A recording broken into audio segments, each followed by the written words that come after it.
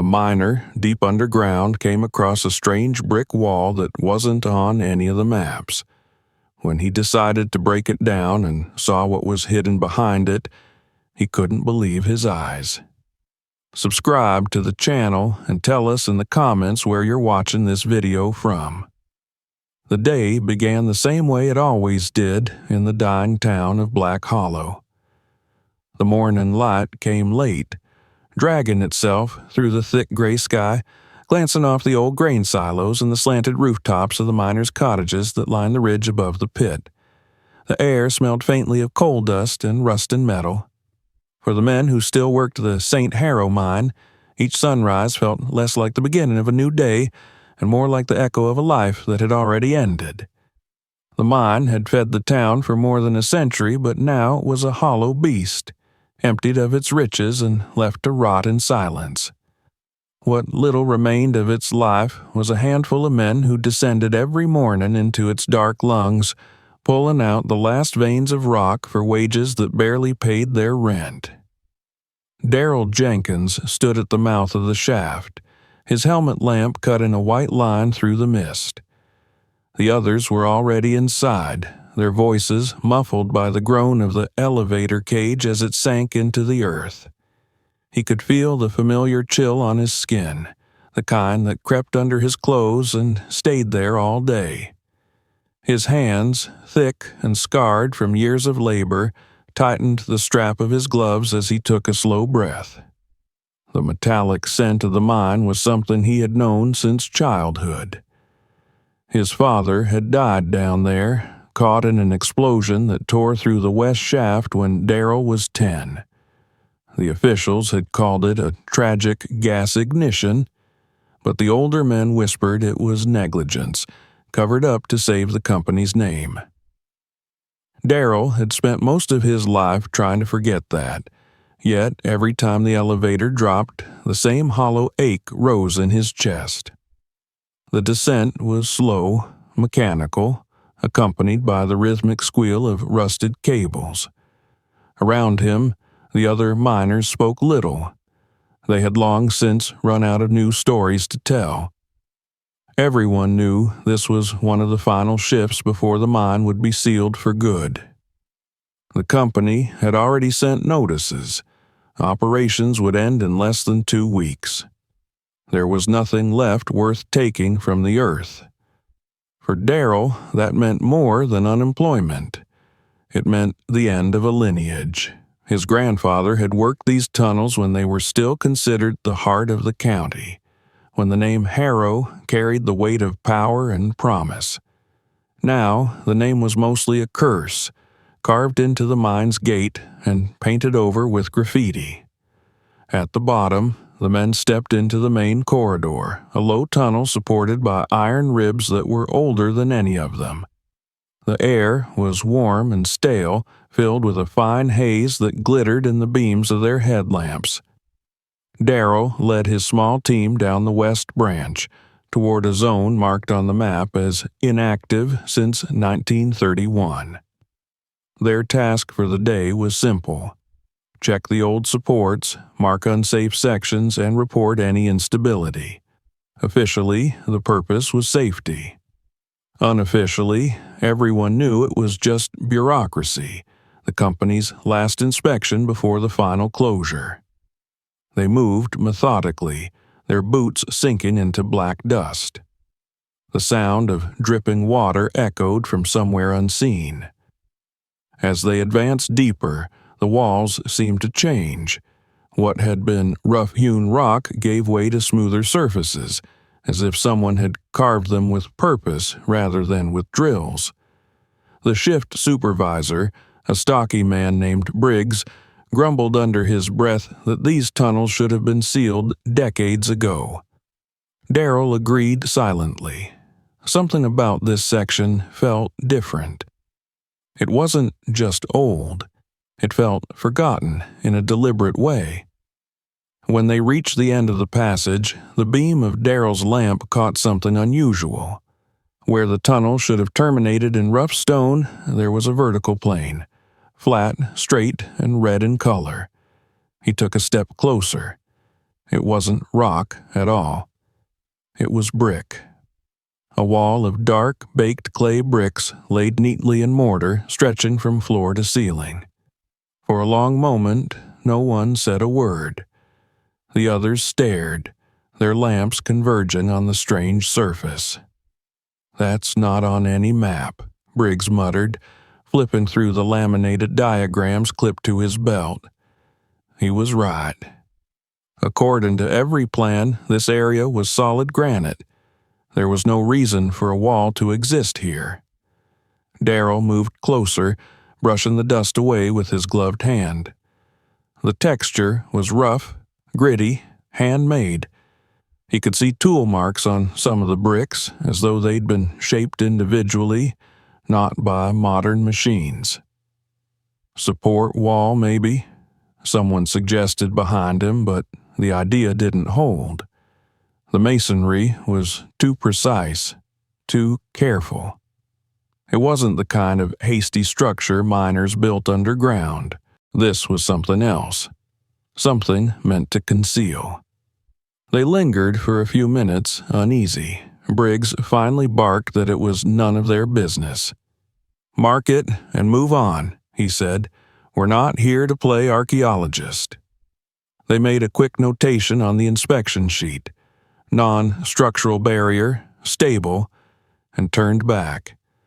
But Darrell lingered a moment longer, his lamp sweeping across the strange wall. The pattern of the bricks seemed too deliberate. In one spot, the mortar was a slightly lighter shade, as if someone had patched it years after it was built. He crouched, touching it again, feeling the faint tremor of hollow space beyond. His heart gave a single hard beat. He knew that sound. It was the echo of emptiness. The rest of the shift passed in weary silence. When they returned to the elevator, Briggs made the usual jokes about ghost tunnels and buried treasures, but no one laughed. Back on the surface, the world felt blindingly bright after hours in the dark. The sun hung low, amber light spilling over the slag heaps and the thin strip of forest beyond. Darrell removed his helmet and wiped the sweat from his brow. The others filed into the locker room, already talking about their next jobs, about moving north where the new mines were rumored to open. But his mind stayed behind, deep under the ground, at the end of that tunnel. That night, as he sat in his small kitchen, the sound of the refrigerator humming behind him, he couldn't shake the image, the bricks, the perfect symmetry, the hollow echo. He turned over the folded map he had taken from work and traced the tunnel's outline with his finger. The section with the wall wasn't even drawn in the original blueprints.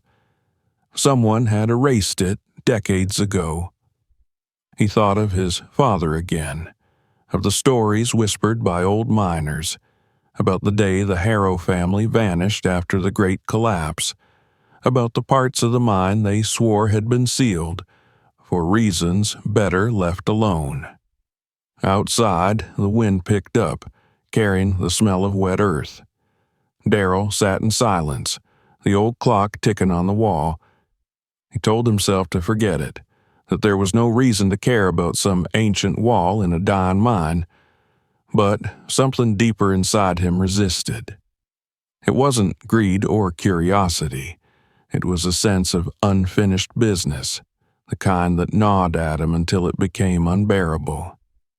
His father's death, the lies of the company, the weight of all those years spent underground, it all pressed together in his chest like a fist. He looked at the map one last time, folded it carefully, and set it beside his lamp. The decision was already made, though he didn't yet admit it to himself. Tomorrow, after the others had gone, he would go back. He would see what lay beyond that wall, even if it meant breaking every rule in the book. The mine was almost dead, but before its last breath he intended to learn what it was hiding. He switched off the light and sat for a long moment in the dark, listening to the faint rumble of trucks on the highway, the echo of a world still moving while his own seemed suspended in time. Then he rose, went to bed, and dreamed of tunnels that went on forever, of brick and iron buried in the beating heart of the earth. The next morning would come as they always did, gray and heavy, but something had shifted. For the first time in years, Darrell felt the faint spark of purpose. The wall was waiting for him. The mine, with all its ghosts and forgotten chambers, was not done speaking yet, and neither was he.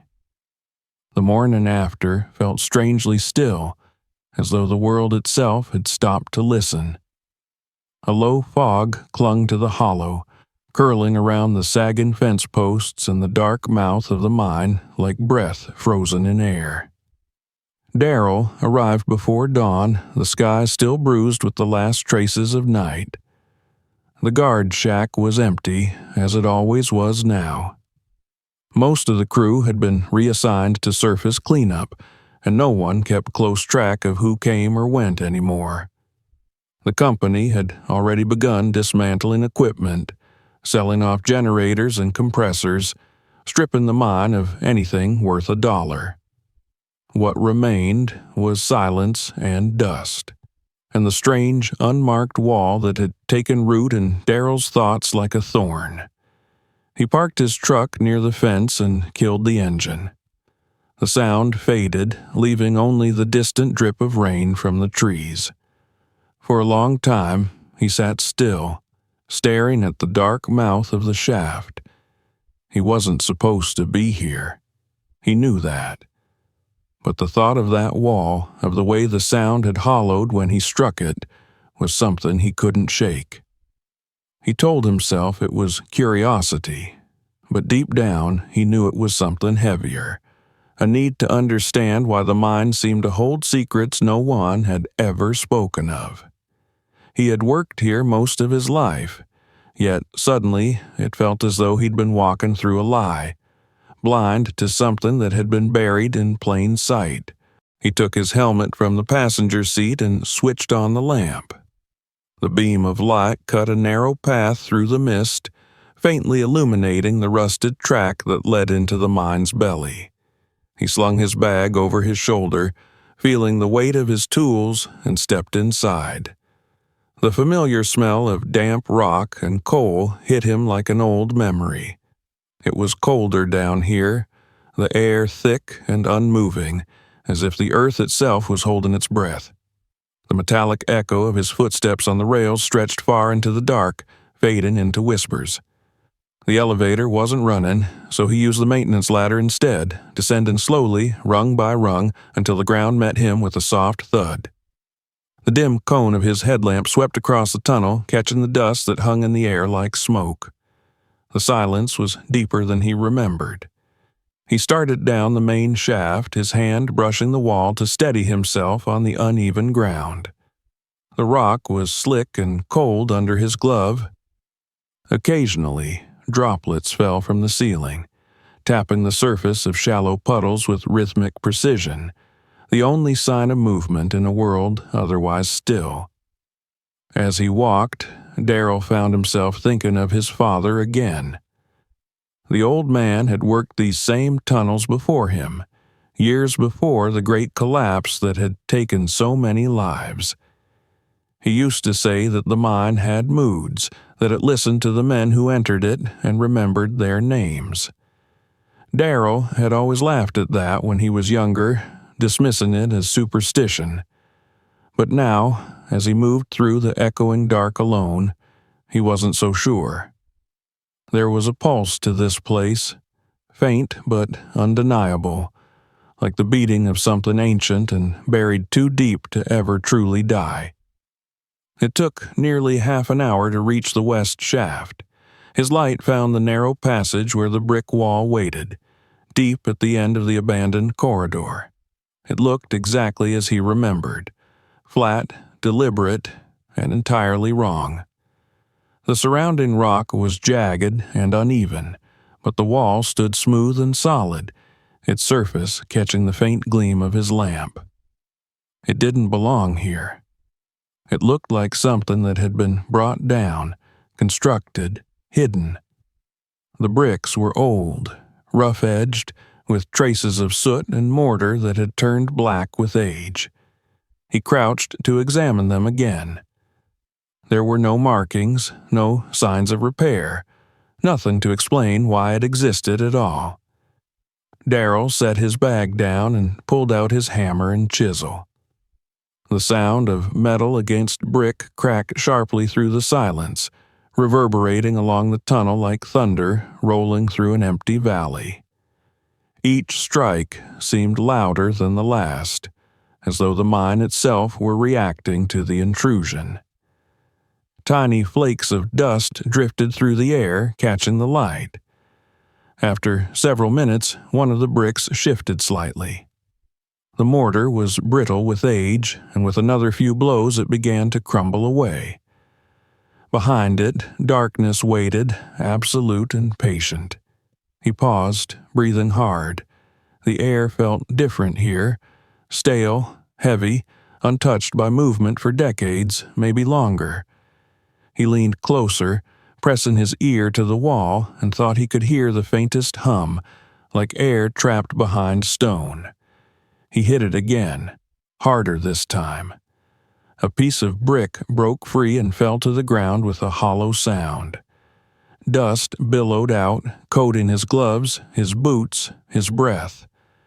Through the small opening, he could just make out something metallic glinting in the beam of his lamp. His heartbeat quickened. He widened the hole carefully, clearing away the debris. As he worked, the air that seeped through grew cooler, drier. It carried a faint, unfamiliar smell, something like rust mixed with the sweet, stale scent of old wood. When the hole was finally large enough for him to look through, he leaned forward, pressing his face close to the gap. Beyond the wall, he could see the edge of what appeared to be metal, a flat, curved surface faintly reflecting light.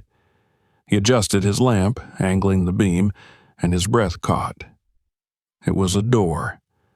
An old iron door, its hinges fused with rust, the outline barely visible beneath the dust of years. For a long time, he just stared. He could feel the weight of the discovery settling on him, heavy and unsettling.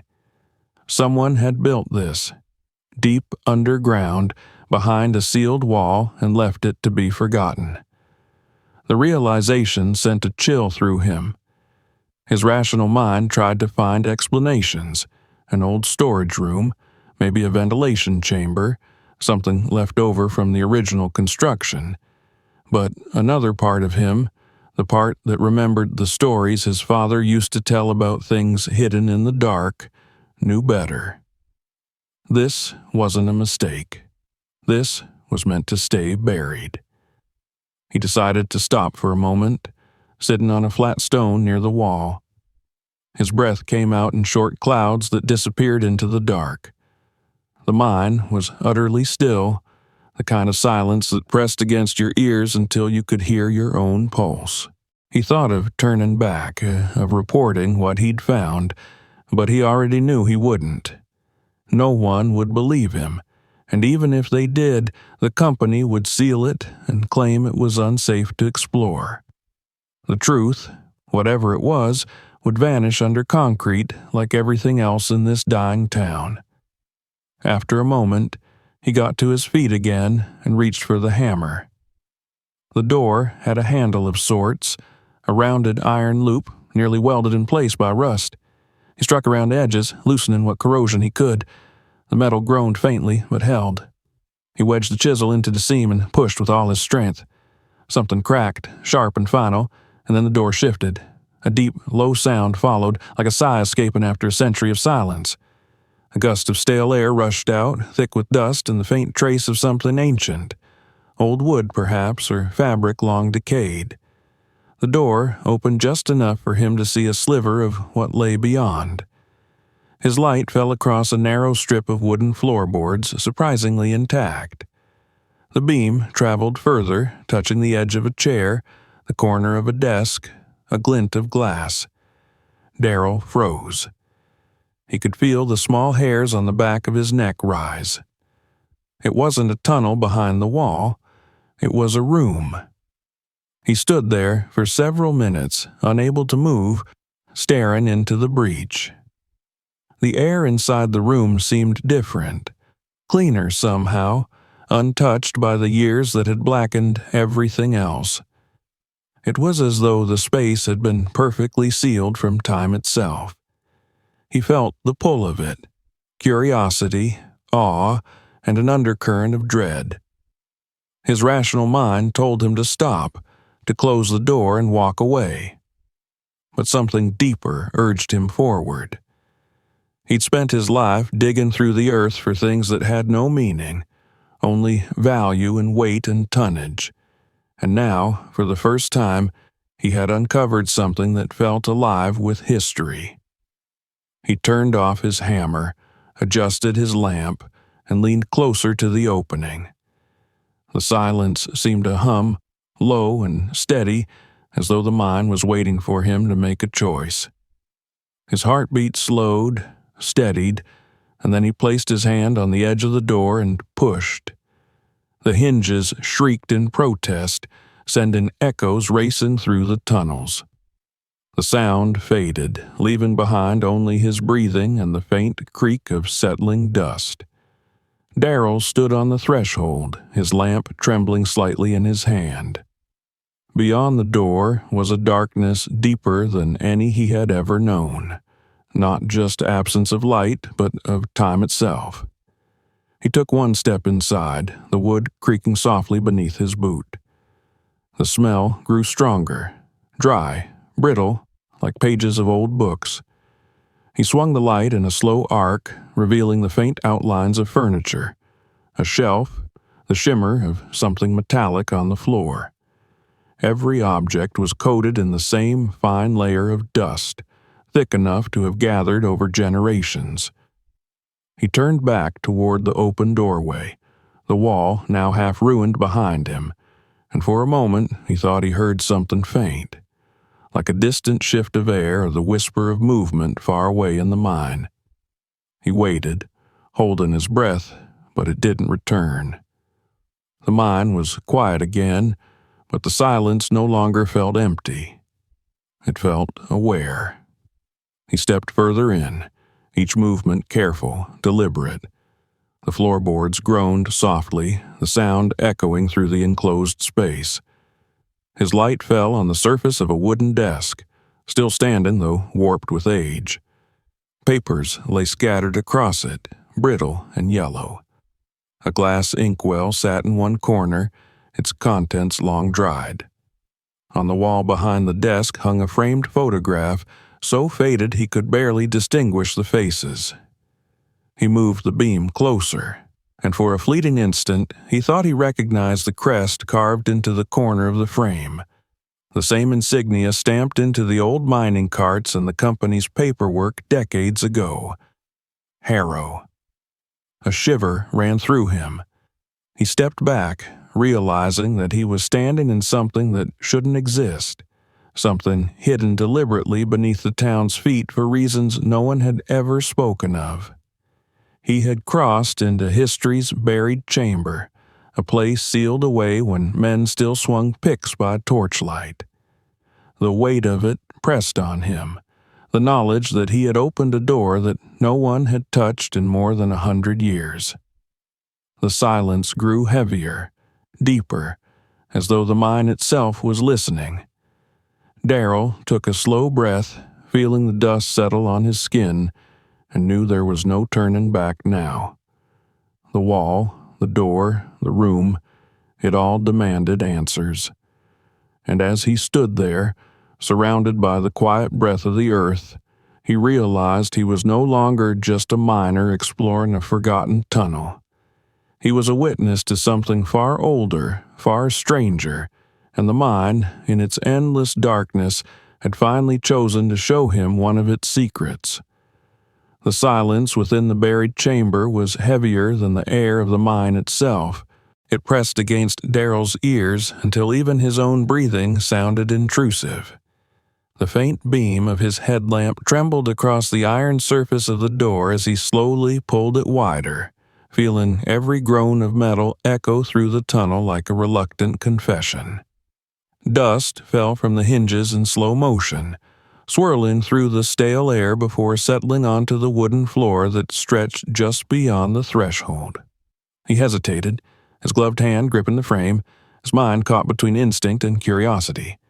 The light revealed the faint shapes of furniture, chairs, a desk, a small cabinet, and a thick layer of dust that looked like powdered stone. For a place so deep underground, the room was remarkably well preserved. He took a step forward, and the floor creaked beneath him, startling in the overwhelming quiet. His heart thudded once, hard and hollow, before settling again. He stood just inside the doorway, sweeping his lamp slowly across the space. The walls were made of brick, like the barrier he had broken through, but cleaner, almost deliberate in design. Shelves lined the far side of the room, their contents collapsed into piles of rotted paper and splintered wood. A single framed photograph hung crookedly above the desk, the glass cracked. The image behind it faded into near invisibility. Darrell raised his light and leaned closer. Beneath the grime, he could just make out the outline of a man in a formal suit, his face stern, one hand resting on a mining helmet placed upon a desk. There was a faint glint in the lower corner of the frame, a small embossed seal. He wiped the glass with his thumb, clearing away a streak of dust, and froze. The seal was unmistakable, a crest of crossed hammers within a shield encircled by 3 letters, HWH, the Harrow emblem. He stepped back, the air seeming to tighten around him. He had seen that mark hundreds of times before. It was stamped into the old iron carts in the upper shafts, etched into the brass nameplates on the machinery, engraved on the documents that hung in the company's office. Harrow Western Holdings. The name was carved into the town itself, but seeing it here, buried behind a sealed wall, was something entirely different. This wasn't a piece of equipment or a tool. This was personal, secret. A room like this, hidden beneath tons of rock, could only mean one thing: it was never meant to be found. He moved to the desk, the beam of his light trembling across its surface. Papers lay strewn about, their edges curled and yellowed, words long since dissolved into dust. A glass ink bottle stood in one corner, the last traces of black hardened into a crust at the bottom. A quill pen lay beside it, broken cleanly in half. He touched it gently, half expecting it to crumble. The leather chair behind the desk had collapsed inward, its arms gnawed away by time. On the floor nearby, something metallic caught his attention. He crouched and lifted it carefully, a pocket watch, its casing engraved with the same crest. He turned it over, brushing away the grime until the inscription appeared clearly in the dim light. William Harrow, 1892. A tremor of realization passed through him. William Harrow wasn't just any miner or overseer. He was the founder, the man who had built this mine, this town, this entire region's fortune. Every story Darrell had ever heard about him painted a portrait of brilliance and ruthlessness in equal measure. A man who could dig wealth out of stone, but whose heart was said to be as hard as the ore he mined. Yet the official histories claimed he had died in an accident during the Great Collapse of 1894. They said his body had never been recovered. Darrell stared at the pocket watch in his palm and felt the first whisper of doubt. If this was his room, then what exactly had happened here a century ago? The air seemed to grow colder as he straightened. He turned toward the far wall where a large iron safe stood half buried in debris. Its door was shut, the handle thick with rust. He approached slowly, shining his light over its surface. The numbers on the dial were still visible, faint but legible. He could see scratches around the lock, as though someone had tried to open it and failed. Next to the safe, a heavy wooden chest lay broken open, its contents reduced to fragments of leather and paper. The faint scent of oil lingered in the air. Darrell knelt beside the chest, searching through the wreckage, and found a small tin box tucked underneath. Inside were several brass tags, each engraved with a date and a number, like inventory markers. One of them bore the same emblem again, the hammers and the letters. He pocketed it without thinking, unsure why, but unable to leave it behind.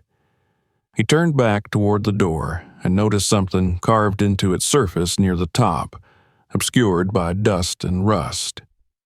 He reached up and rubbed it clean with his glove. The shape was faint but deliberate, the outline of a key crossed by a hammer. Beneath it, the letters WOH again, smaller this time, like a personal mark. His father had once told him that William Harrow had his own way of marking property. Everything he owned bore his initials, sometimes hidden in plain sight. Darrell lowered his hand slowly, his fingers trembling. The stories that had once felt like folklore suddenly carried the weight of truth. The thought of his father returned with startling clarity. He could remember sitting at the old man's knee as a child, listening to the miners talk over black coffee and cigarettes. They spoke of the collapse as though it were a curse, something summoned by greed. Harrow built his empire on lies, one of them had said, and the earth took it back. Darrell had been too young to understand, but the fear in their voices had stayed with him. Now, standing in a sealed chamber bearing that same cursed name, he felt that fear as a physical thing, creeping up the back of his neck. He stepped to the center of the room and turned off his lamp for a moment. Darkness closed around him like water, absolute and suffocating. In that silence, he could almost hear the mind breathing, the distant groan of settling rock, the faint whisper of air through cracks in the stone. It felt like the past itself was pressing in, waiting for him to move, to disturb it. When he switched the light back on, the beam caught the photograph again, the face of the man staring out through a century of dust. For the first time, Darrell thought he saw something in that expression, something sharp, secretive, almost defiant. It wasn't just the look of a man posing for posterity. It was the look of someone guarding something.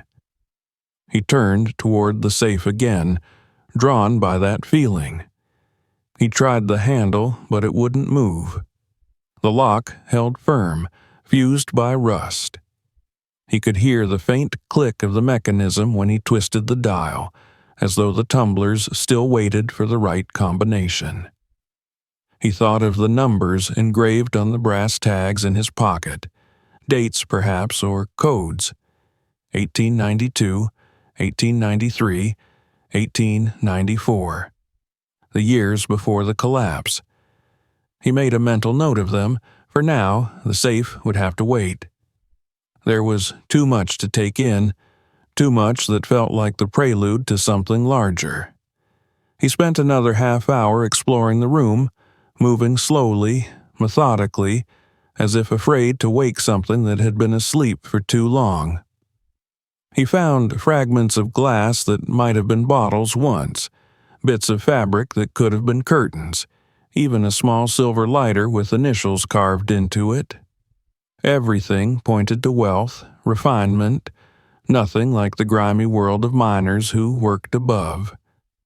Whoever had used this place had done so in comfort and secrecy. It wasn't a worker's hideaway, it was a sanctuary. When he finally stepped back toward the door, his boots left shallow prints in the dust, the first in more than a century. He paused on the threshold, looking once more at the crest on the pocket watch, the emblem carved into the iron, the ghostly face in the photograph. Each of them whispered the same truth. This place had belonged to William Harrow himself. Whatever had happened here, whatever he had tried to conceal, was still buried somewhere within the mine, and Darrell had just torn open its seal. The weight of that realization stayed with him as he made his way back through the tunnel. The air grew thicker, damper, as he climbed toward the surface. When he finally reached the shaft, he paused to look back one last time. The beam of his lamp reached only a few feet into the darkness before it was swallowed whole. The silence followed him up, lingering in his ears even as he emerged into the pale afternoon light. The sun felt unreal, too bright after the subterranean gloom.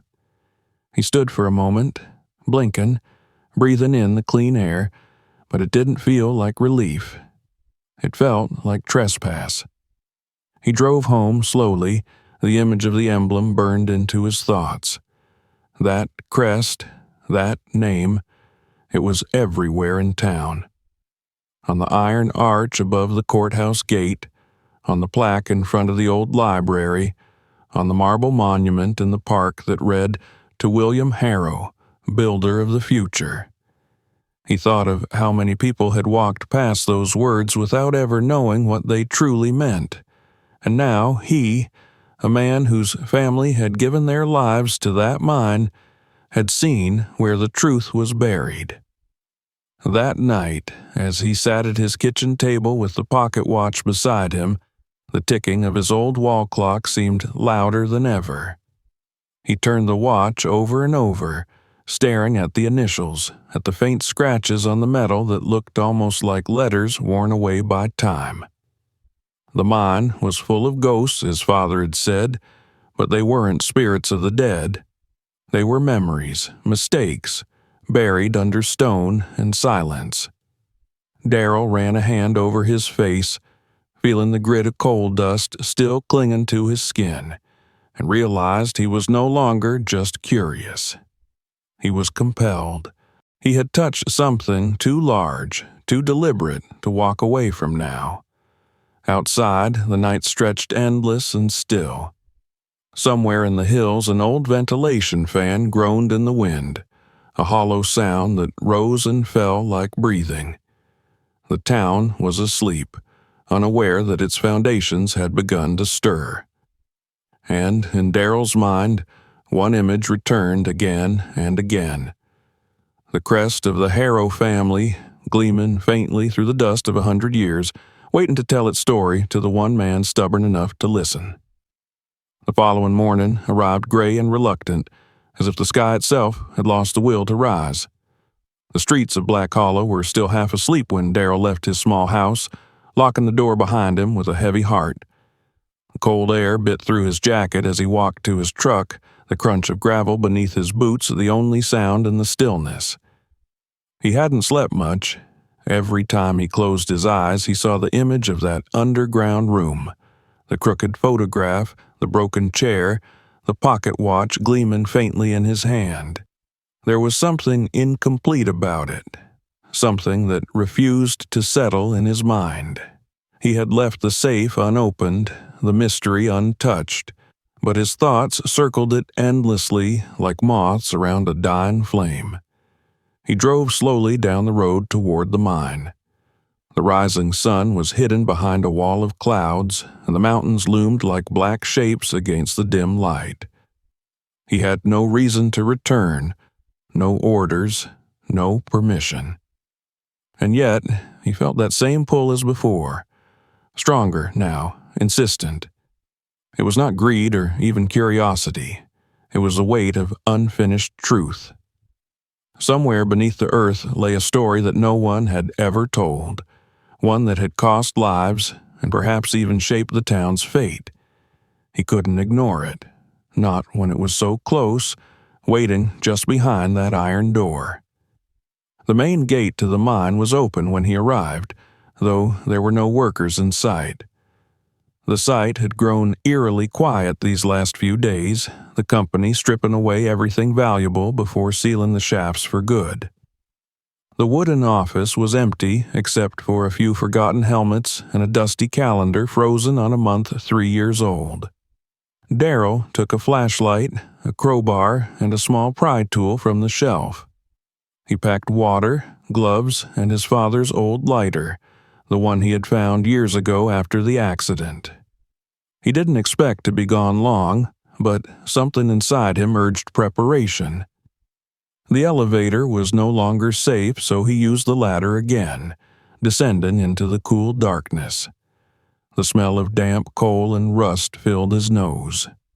The deeper he went, the more the sounds of the world above faded until there was nothing but the echo of his own breath.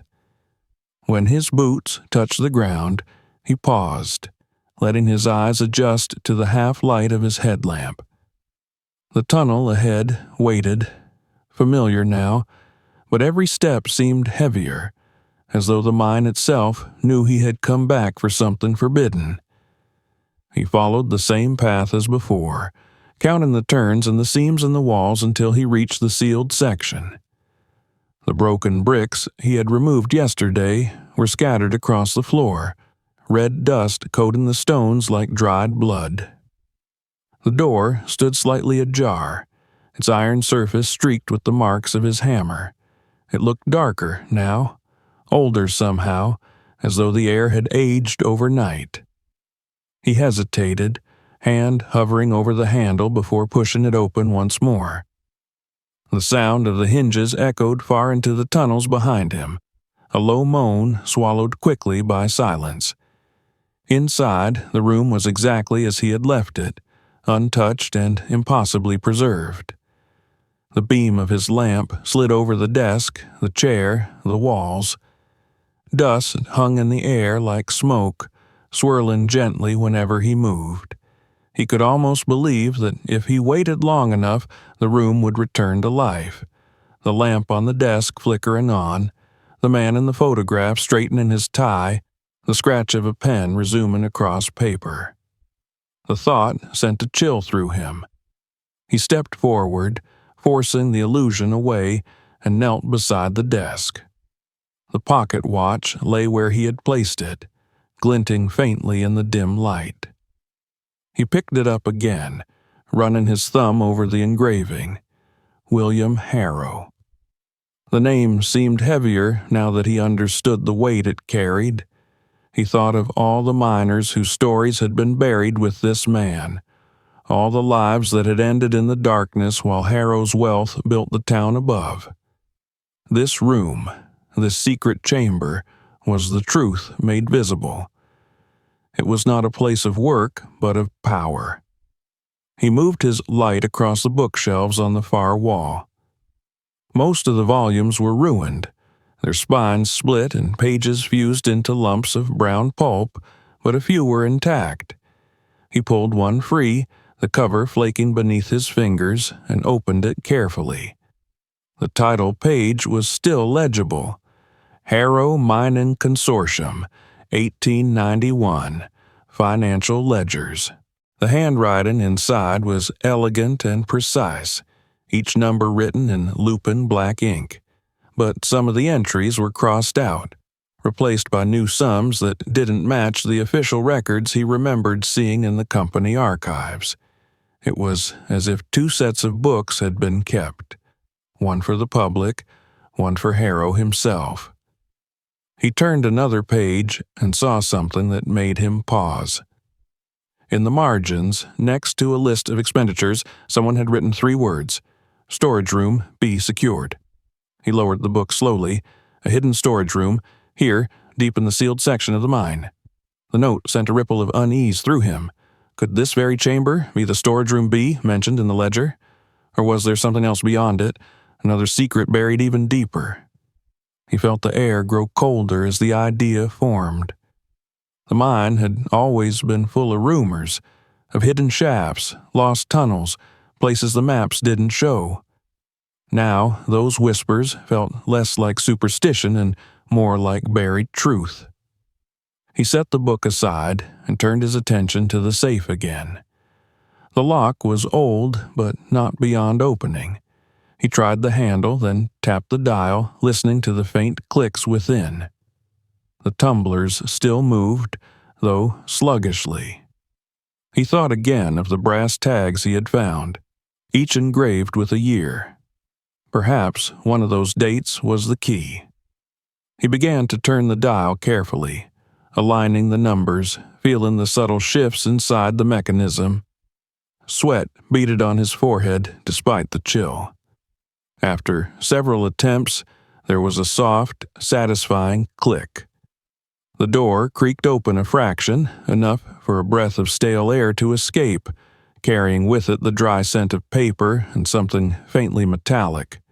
He pulled the door wider. Inside, shelves lined the walls of the safe, stacked with ledgers, letters, and sealed envelopes. In the center sat a wooden box with brass corners, its surface polished even through the dust. Darrell lifted it out gently, placing it on the desk. His fingers trembled as he unlatched the clasp. Inside, wrapped in yellowed parchment, lay a small collection of items: a set of silver keys, a leather-bound notebook, and a narrow roll of photographs bound with string. He opened the notebook first. The handwriting was unmistakably the same as in the ledger, William Harrow's. But this was no business journal. The first page began with a single line: "To whoever finds this, know that the truth lies beneath our pride." Darrell turned the page. The entries that followed were dated only days before the recorded date of Harrow's supposed death. They described meetings held in secret, shipments of unregistered material, and growing tensions among the miners. One passage stood out: "They will come for me soon. The board knows what I've done, but they will not find what I've hidden. The earth will keep my secret." The final line on the page was smeared, the ink dragged as if written in haste: "If I do not return, seal it." Darrell sat in stunned silence. So Harrow hadn't died by accident. He had sealed himself down here, or been sealed by someone else. The realization sent a tremor through him as though the weight of the mountain above had shifted. He looked around the room again, imagining Harrow's final moments. The man sitting at this desk, writing by lamplight, hearing the distant rumble of collapsing rock. What had he been hiding that was worth his life? He untied the string around the roll of photographs.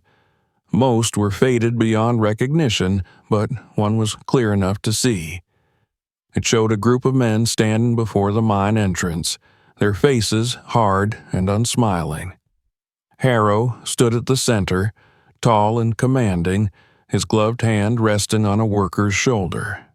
But it was the man beside him who drew Darrell's attention, a younger version of his own grandfather.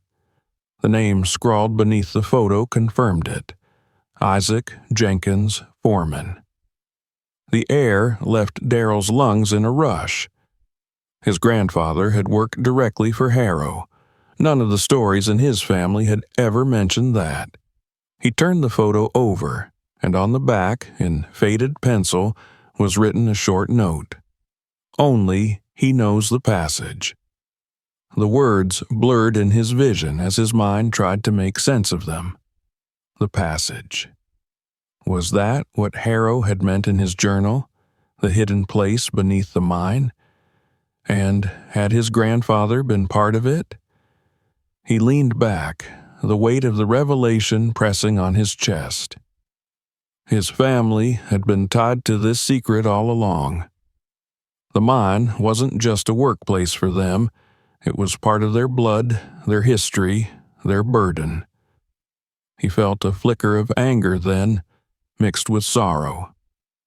How many men had died down here without ever knowing what they were digging for? How much of their suffering had been built on lies? He gathered the notebook, the keys, and the photograph, tucking them carefully into his jacket. The safe still held dozens of papers, but he couldn't take them all. He would return later, he told himself. For now, he needed air. The walls seemed to close in as he turned toward the door. His lamp flickered once, briefly, and in that split second of darkness, he thought he saw movement in the far corner, a faint shifting of shadow. His heart seized, but when the light steadied again, the corner was empty. Only a coat rack stood there, draped in the tattered remains of a jacket. Still, he felt the unmistakable sensation of being watched. He stepped out into the tunnel, pulling the door closed behind him, though it no longer shut fully. The sound of the metal scraping against stone echoed through the corridor like a warning. As he made his way back toward the surface, he tried to calm his breathing, but his thoughts raced faster with each step. His grandfather, the journal, the mention of a hidden passage. All of it pointed to something larger than a single man's greed. It was a network of secrets built into the very foundation of the town. When he finally emerged into the light of late afternoon, the world above seemed too quiet, too normal. He sat in his truck for a long time, the items from the safe laid out on the passenger seat beside him. The pocket watch ticked faintly now, as though revived by the air. Darrell looked at the photograph again, tracing his grandfather's face with a trembling hand.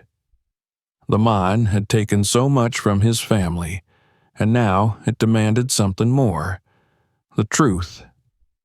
That evening, as the sky turned the color of ash and the wind whispered through the trees, Darrell sat on his porch with the journal open in his lap. He read Harrow's final words over and over until they became a rhythm in his head.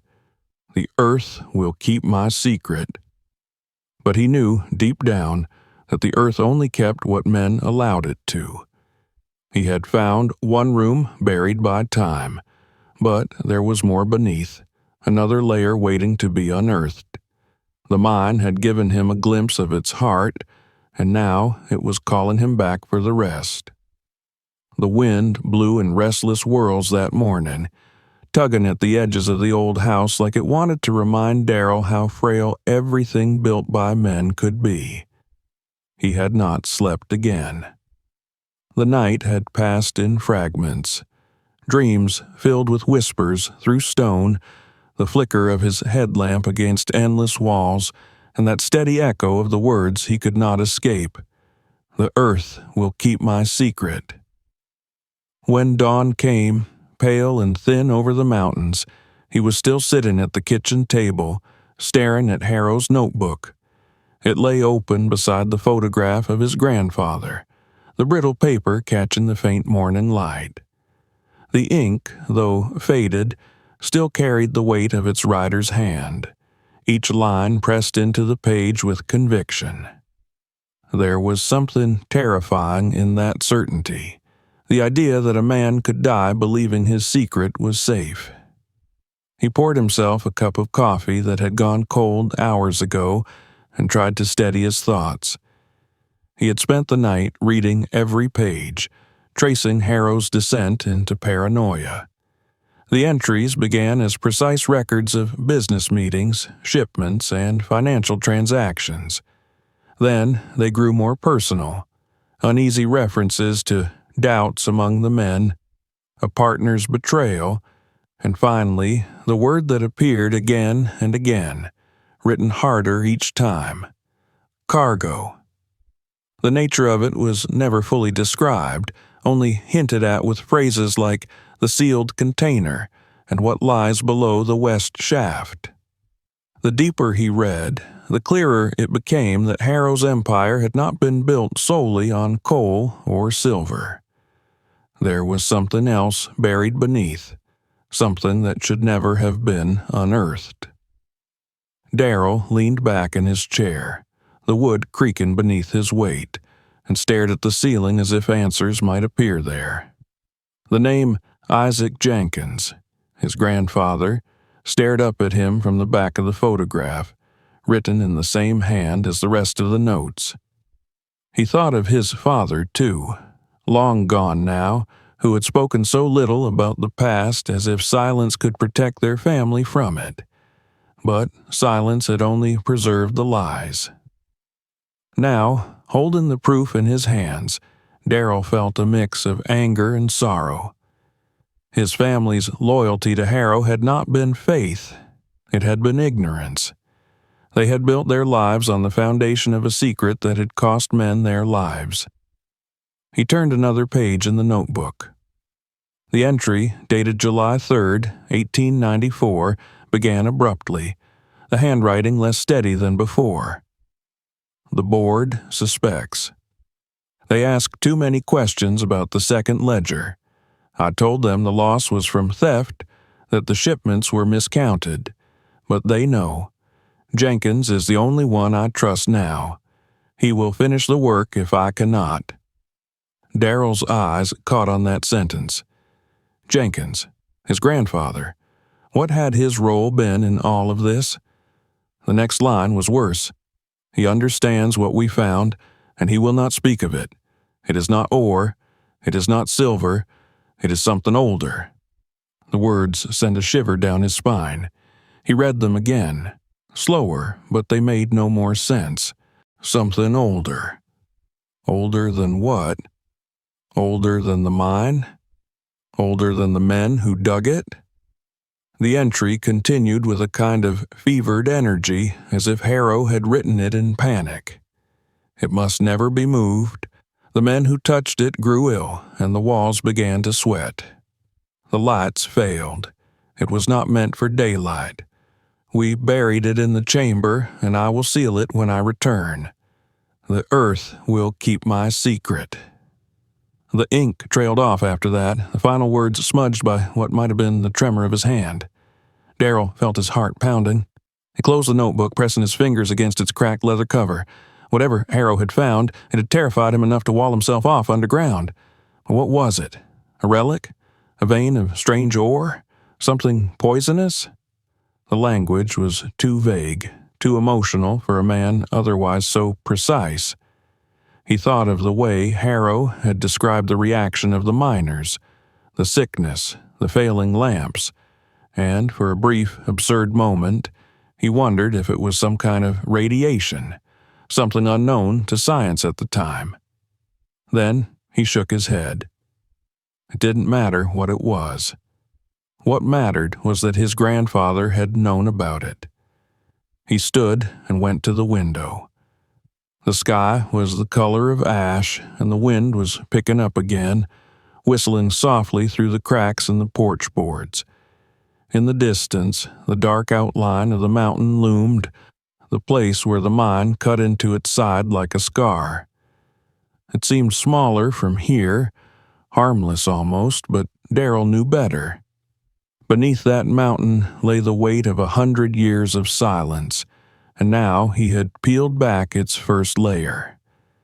He thought of the box still in the safe, the remaining papers he hadn't yet read. Somewhere among them, there had to be answers. He left the house before noon, unable to resist the pull any longer. The road to the mine was rough, a winding path of gravel and mud that grew narrower the closer it came to the site. The company trucks were gone now, leaving only the skeletal remains of their equipment and the hollow sound of the wind passing through empty metal frames. When he reached the entrance, he parked beside the fence and sat for a moment, his hand resting on the steering wheel. He thought of turning back, but he knew he wouldn't. He had crossed that line days ago. He was part of this now. The descent into the mine felt heavier than before, as if the air itself resisted his presence. He took slow, deliberate steps down the ladder, his flashlight catching the gleam of wet stone. Every creak of the rungs echoed up and down the shaft. When he reached the bottom, the silence greeted him like a living thing. He turned his lamp toward the tunnel and began the long walk back to the hidden chamber. His boots stirred the dust into faint clouds that floated behind him like ghostly trails. The door stood open when he arrived, the darkness beyond it undisturbed. The dust on the floor bore only his own footprints from the day before. He entered slowly, half expecting to find the air changed or the shadows rearranged, but everything remained still. He set his flashlight on the desk and opened the safe again. The remaining papers were piled in careful stacks, each bundle tied with thin black cord. He began sorting through them one by one. Most were financial records, names, numbers, lists of shipments, but tucked among them were several letters written in the same hand as the notebook. They were addressed to a man named Everett Gaines, who Darrell recalled was Harrow's partner in the early days of the mine. The letters painted a darker picture than anything in the journal. Harrow spoke of arguments, threats, and betrayal.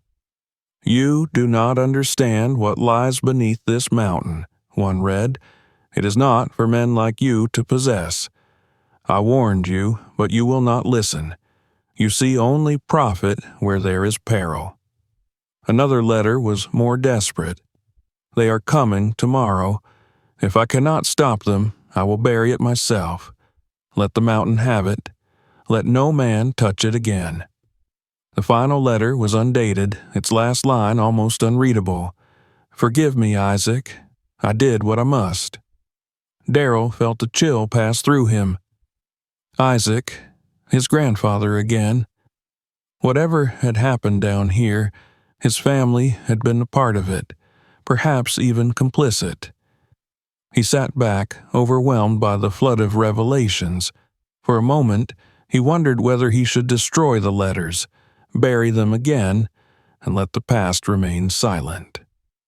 But then he remembered the men who had died in those tunnels, his father among them, and the anger that had smoldered for years rose to the surface. Secrets had built this town. Lies had sustained it.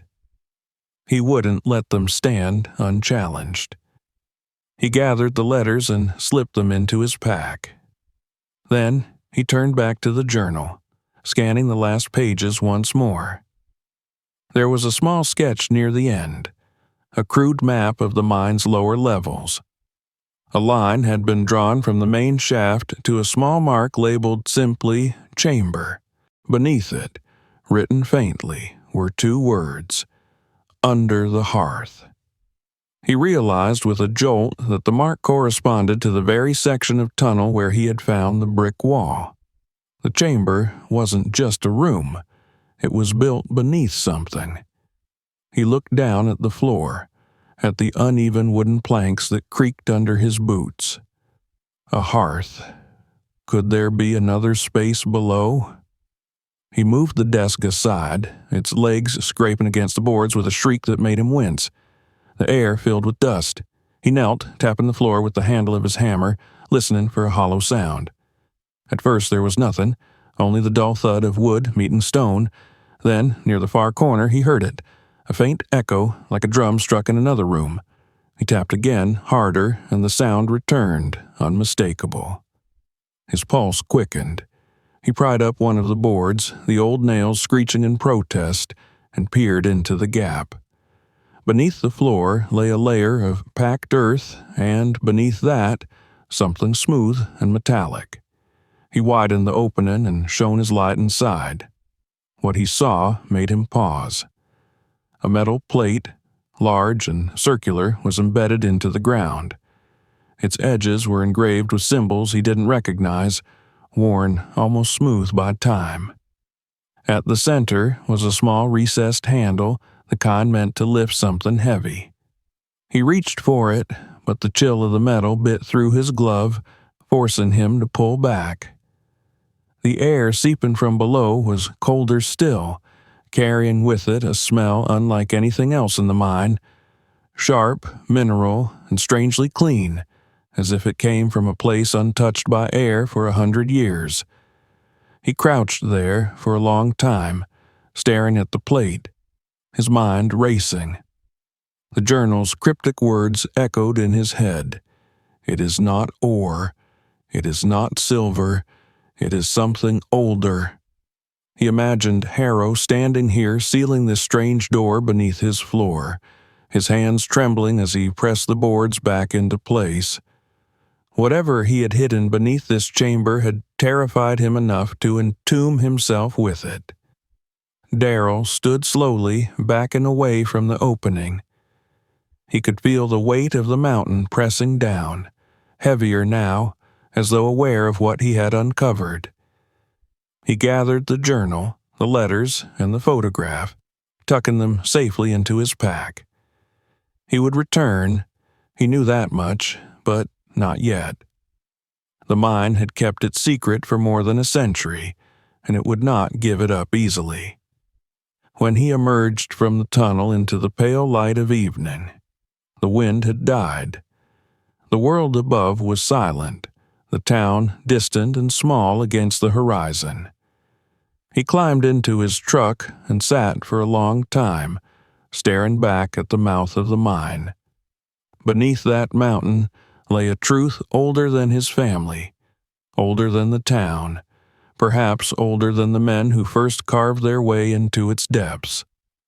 And in the fading light, as he turned the pocket watch over in his hands, Darrell understood that he could not stop now.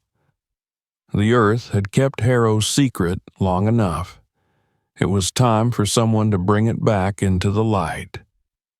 The day after the discovery under the floor, the world seemed to move more slowly, as if some invisible weight had settled over the town. Darrell felt it the moment he woke. The light that crept through the curtains was pale and thin, the air in his house cold enough that his breath fogged when he exhaled. He sat at the edge of his bed, the journal of William Harrow open on his lap, rereading the same words over and over until the letters blurred. It is not ore, it is not silver, it is something older. Each time he read the line, it carried a different tone. At first a confession, then a warning, and finally something close to prayer. It was as if the old industrialist had known that what he buried would one day be found and feared that discovery more than death itself. Darrell ran a hand across his tired eyes. He could feel that same fear creeping into him, a slow unease that pulsed just beneath the skin, whispering that some things are meant to remain sealed. And yet, he knew, with a certainty that felt older than reason, that he would return. By mid-morning, the sky outside had turned the color of wet steel. Low clouds rolled over the ridge, and the first flakes of snow fell, soft and soundless. Darrell loaded the truck with the same care as he might have packed a coffin. Lamp batteries, crowbar, thermos of coffee, rope, gloves, and the worn canvas satchel that held the journal and photograph. He glanced once towards the family portrait on the wall, his father's tired smile frozen in the sepia of another decade, then turned away before doubt could take hold. The drive to the mine was a blur of gray trees and winding asphalt. The road narrowed as it climbed, the snow thickening to a white mist that made the world feel smaller, sealed off, like the tunnels themselves. When he reached the site, the wind had quieted, leaving a silence so heavy it seemed to swallow sound. The mine entrance loomed ahead, half hidden behind frost-laced fencing, the sign that once read St. Harrow Mining Company, nearly obscured by rust. Darrell parked near the old tool shed and killed the engine. The quiet was absolute.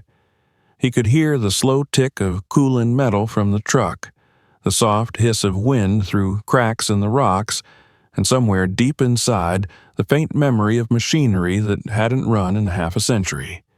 He strapped on his helmet, adjusted the beam of his headlamp, and began the descent. The air inside felt different now, colder, sharper, as though the mountain had drawn a breath since he'd last disturbed it. Every sound echoed endlessly. The crunch of his boots on gravel, the creak of the ladder, the clink of metal as his tools brushed against stone. When he reached the bottom, he paused and switched off the lamp for a moment, standing in pure darkness. The silence there was immense, so deep that it felt like pressure on his skull. He could almost believe he heard the faint beating of the earth itself, slow and patient. He switched the lamp back on and forced himself to move. The way to the hidden chamber was familiar now. The tunnels curved and forked like veins, the air growing drier and more still with each step. He passed through the section where he had first seen the brick wall, now half collapsed around the iron door. Beyond it lay the room that had haunted his dreams, the office of William Harrow, frozen in time. He entered slowly, the beam of his lamp slicing across the dust that hung in the air. The overturned desk, the scattered ledgers, the cracked photograph, they all waited exactly as he'd left them. Yet the air felt heavier, dense with anticipation, as if the room itself was aware of what he had come to do. He went straight to the corner where he'd pried up the boards. The opening yawned black beneath him, the metal plate glinting faintly under a skin of dust. Kneeling beside it, he brushed away the dirt with his gloves, tracing the engraved symbols. They were intricate but crude, a series of looping lines and angular shapes that resembled neither letters nor numbers. Time had softened them, but the craftsmanship was undeniable. Whoever had made this had meant for it to last. The handle at the center was still cold, the same unnatural chill he had felt before. He hesitated only a moment before gripping it firmly and pulling upward. At first, the plate refused to move. The handle bent slightly, groaning like an old hinge. He shifted his weight, braced his boots, and pulled again, harder this time. The sound that followed was like the tearing of the world itself, a deep, grinding moan as metal scraped against stone, followed by a breath of air so cold and pure it stole his voice. Dust erupted around him, rising in a pale cloud. Beneath the plate was a narrow shaft lined with iron, descending into blackness. The walls were slick with moisture, though no water dripped from above. He leaned over the edge, shining his lamp downward. The beam vanished before reaching the bottom. Darrell swallowed hard. The shaft was no more than 4 feet wide, barely enough for a man to climb through. It smelled of earth and rust and something faintly chemical. He tied a length of rope to the leg of the desk and tested the knot twice. Then, with a long breath, he slipped the rope over his shoulder and began the descent. The air grew colder with every rung of the ladder that jutted unevenly from the wall, his fingers numbing through the gloves. The light from above dimmed until it was only a distant memory. Down here, there was only his breath and the faint metallic clang of his boots on the ladder. When his feet finally met solid ground, the shock of it nearly made him stumble. He steadied himself and raised his light. The space he stood in was larger than he expected, an underground vault, circular in shape, its walls built of the same red brick as the hidden room above. The air was dry, stale, untouched. In the center of the chamber stood a single object covered by a thick canvas tarp, its corners pinned with stones. Darrell approached slowly, his footsteps echoing on the floor. Each step seemed to amplify the sound of his own pulse. When he reached the object, he hesitated, his hand hovering over the edge of the tarp. He could smell the faint tang of old metal beneath it. He pulled the covering aside. Beneath lay a large iron chest, nearly the size of a coffin, its surface embossed with the Harrow crest. The emblem had darkened with time, the crossed hammers barely visible beneath layers of corrosion. A chain had been wound around the chest several times and sealed with a rusted padlock. On one side, a plaque had been bolted into the metal. Darrell leaned closer to read the inscription, the letters faint but legible. Property of WWH. Do not disturb. He stared at it for a long time. The simplicity of the warning was almost absurd after everything he'd already uncovered. Of course he would disturb it. Of course he had to. He set his lamp on the ground and examined the lock. The metal was brittle with age, the chain weak in places. He wedged his crowbar into one of the links and pushed until the rust gave way with a sharp crack. The lock fell open, the chain slithering to the floor like a snake shedding its skin. The sound echoed through the vault. He waited, listening, half expecting the mountain to groan in protest. Nothing came, only silence. With both hands he lifted the lid and moved slowly, resistant as though reluctant to reveal what it had guarded. When it finally gave, a gust of air hissed out from within, cold, dry, and carrying a faint scent of oil and something sweeter, almost floral, but long decayed. He leaned forward, shining his lamp inside. What he saw first was paper, stacks of documents, rolls of parchment bound with red string, and at the bottom, small boxes of wood and tin. He reached for one and opened it carefully. Inside were gold coins stamped with dates from the 1880s and early 1890s, their surfaces dull but unmistakably real. Beneath the coins lay something stranger, a small glass vial filled with dark residue, sealed with wax. It rattled faintly when he turned it in his hand. He found several more like it, each labeled with letters and numbers in Harrow's handwriting. At the bottom of the chest, under a final layer of papers, lay a leather-bound book thicker than any he had seen before.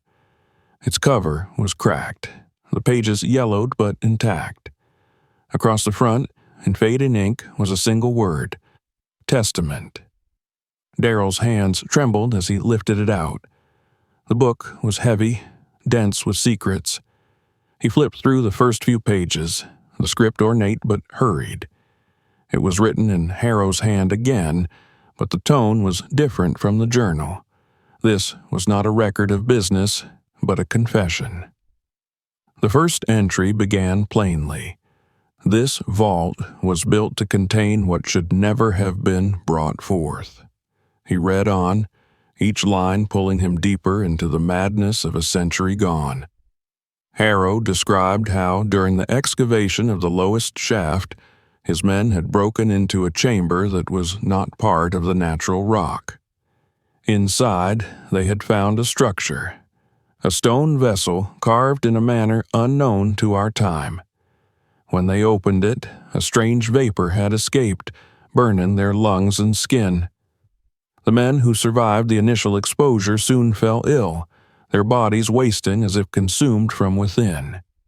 Harrow, terrified yet fascinated, ordered the object sealed again and built the vault around it.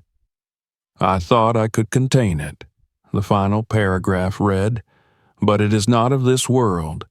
It breathes beneath us still." Darrell closed the book, his hands shaking. The air in the vault felt heavier now, as if the words themselves had weight. He looked back at the chest, at the vials that seemed to pulse faintly in the light. Was it possible that Harrow's discovery was something chemical, something toxic? Or had the old man simply gone mad, his guilt consuming him until he believed in ghosts buried under the earth? He didn't know.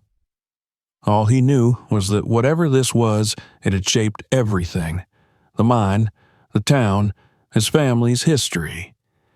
He gathered the ledger, the book, and one of the vials, placing them carefully into his pack. Then, as he turned to leave, he noticed something etched into the brick near the base of the wall. He knelt, brushing away dust. It was another inscription, this one carved directly into the stone. "I buried my fortune to hide my sin. Let those who find it judge me kindly." The letters were rough, uneven, carved by hand in desperation. Darrell touched them lightly, feeling the grooves under his fingertips.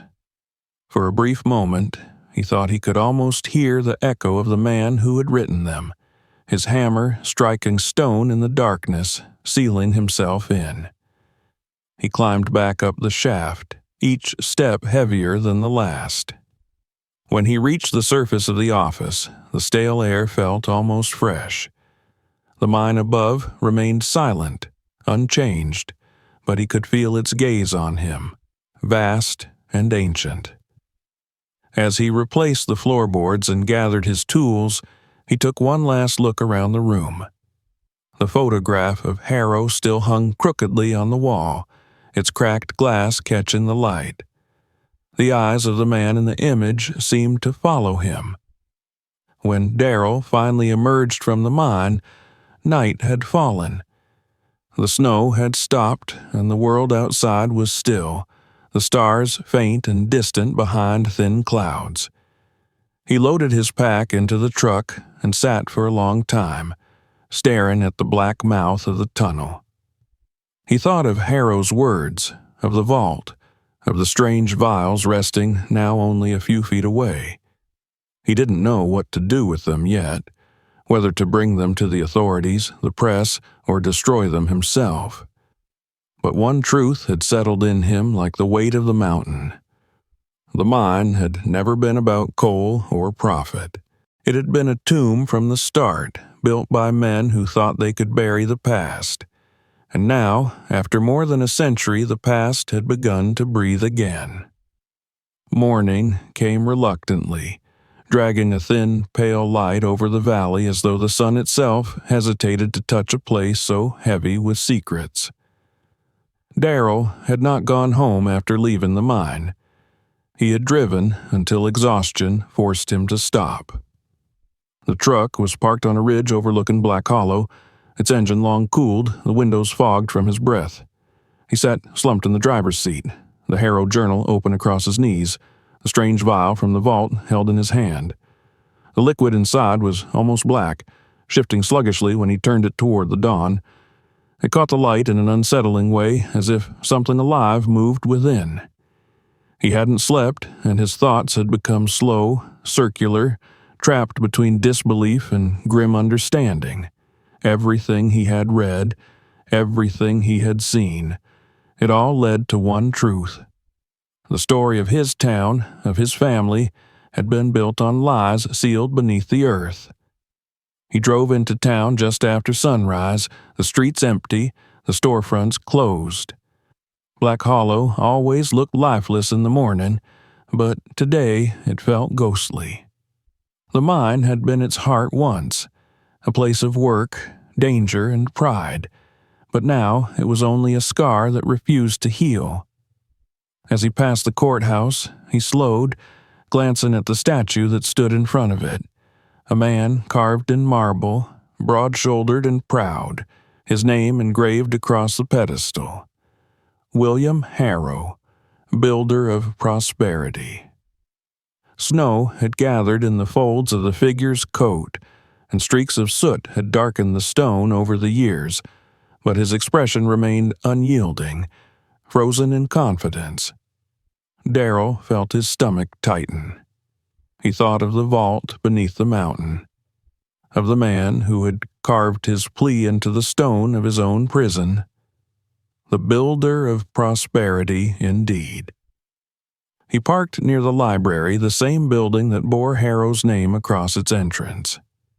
The old librarian, Mrs. Conway, was unlocking the doors as he approached, her scarf wrapped tight against the cold.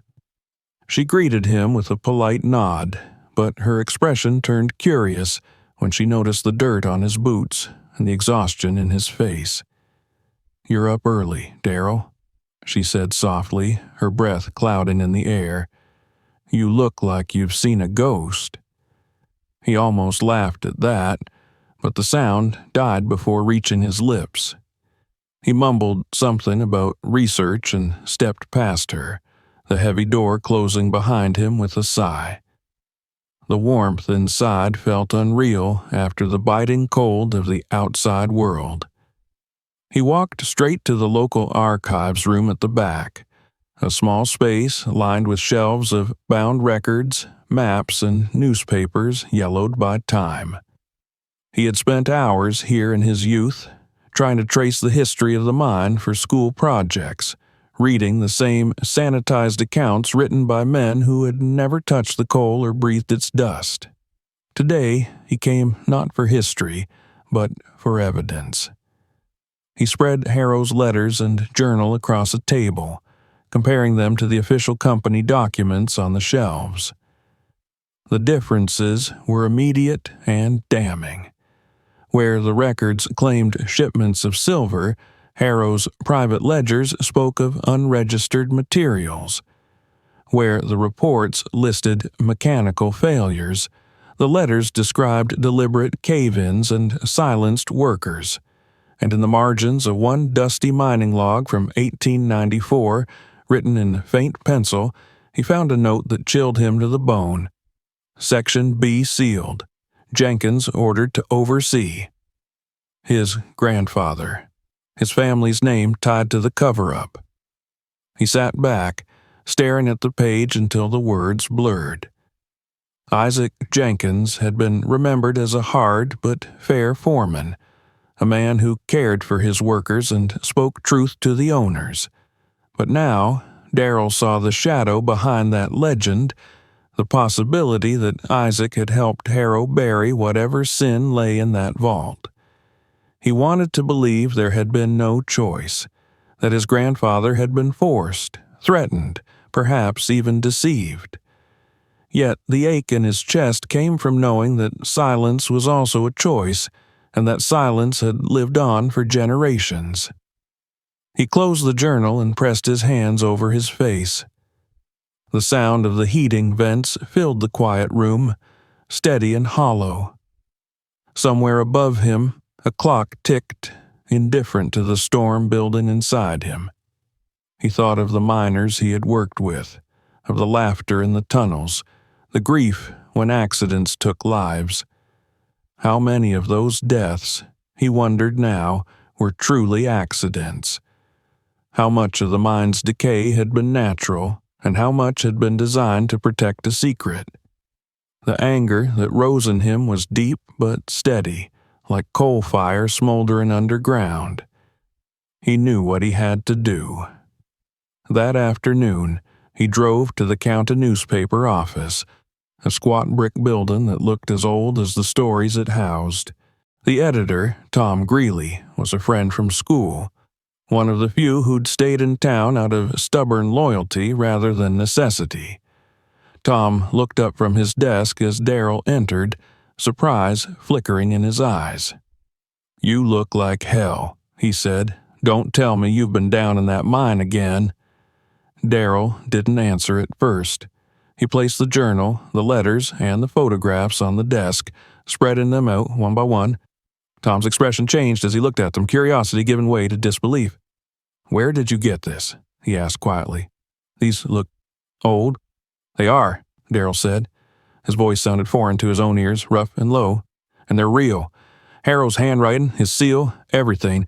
He built this town on something he was trying to hide. My family helped him bury it. These papers, his journal, letters, they prove the mine collapse wasn't an accident. It was deliberate." Tom leafed through the documents, his face paling as he read the lines. "Darrell, if this is true," he began, but Darrell cut him off. "It is true. I've seen what he buried. There's a vault under the old west shaft.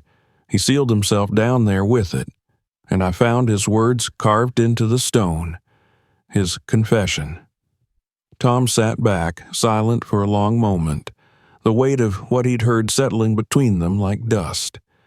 Then he exhaled slowly. "If we print this, it'll burn the town to the ground. Every building here has his name on it. The foundation, the school, the library, everything traces back to Harrow money. You'll be turning this place inside out." Darrell nodded. "Then it's time. This town's been living on a lie for over 100 years. People deserve to know the truth." He stood, leaving the documents on the desk. Do whatever you have to. Just make sure it's the truth that survives. By the end of the week, word had spread faster than he'd imagined. The story ran under a single headline: The Harrow Legacy Unsealed. New evidence suggests founding tycoon hid historic fraud and deaths. The town reacted as if struck by lightning. Some refused to believe it, calling it slander. Others demanded that the old Harrow Foundation return its wealth to the descendants of the miners. The courthouse statue became a target of fury. Someone draped it in black one night, and by morning it was gone, toppled into the frozen river. Reporters came from nearby cities, filming the rusted gates of the mine, interviewing anyone who would speak. Darrell watched it all unfold from a distance, feeling both vindicated and strangely hollow. He had expected anger, but he hadn't anticipated the loneliness that came with being the man who woke the dead. In the weeks that followed, the state sent investigators. The mine was declared a historical site pending examination, and for the first time in decades, the tunnels were filled with voices again. Scientists in protective suits combed through the lower shafts, cataloging the contents of the vault and sealing off what they could not identify.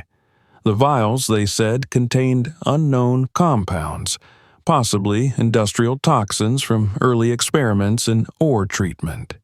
It was enough to explain Harrow's panic, enough to make sense in the eyes of the world. But Darrell knew the truth ran deeper. There had been something else in that vault, something older and stranger than any chemical. He could still feel it in the air when he had opened the chest, a silence too deliberate, a cold too pure. He refused the interviews, the offers from documentary crews, the letters from historians asking to buy the journal. He had no interest in fame or money. For him, it had never been about discovery. It had been about reckoning. He returned to the mine only once more, months after the excavation began, when the last of the snow had melted and the valley smelled of wet pine. The government had sealed the main shafts with reinforced barriers, but the path to the entrance was still open. He walked the old track slowly, listening to the wind moving through the grass. It was quiet now, cleaner somehow, as if the mountain had finally exhaled. When he reached the gate, he placed his father's helmet on the ground beside it, the dented metal catching the light one last time. He stood there for a long while, looking into the shadowed opening where so much of his life had been spent. The air that drifted out was cool and still, carrying only the faint scent of earth. No more secrets, no more ghosts. He whispered a few words, though he couldn't have repeated them if asked. They weren't prayers exactly, but something close, something meant for the men who had worked here, for his father, for his grandfather, even for Harrow himself. Then he turned and walked back toward the light. The town behind him was changing already. The library had removed Harrow's name from its stone archway. The foundation funds were being redirected toward restoring the miners' cemetery on the hill. Children would grow up hearing a new version of the story, one that spoke of greed, guilt, and redemption rather than pride. The truth had not destroyed Black Hollow, it had freed it. That night, Darrell sat on his porch as the sun sank behind the ridge. The journal lay beside him, its pages now encased in protective plastic, ready to be given to the archives. He no longer felt the need to read it. He had learned everything it could teach him. What mattered now was the silence of the evening, the sound of wind through the trees, the faint hum of the world carrying on. The earth had kept Harrow's secret long enough. It had buried men, dreams, and entire histories beneath its weight. But in the end, the truth had surfaced, as it always did. And as Darrell watched the last light fade from the horizon, he felt, for the first time in years, something close to peace. The mine, the mountain, and the ghosts it held had finally been given their rest. If you enjoyed this story, don't forget to subscribe for more unbelievable true tales like this one. And share this video with someone who loves a good mystery. Watch our next story right now. You won't believe what happens next.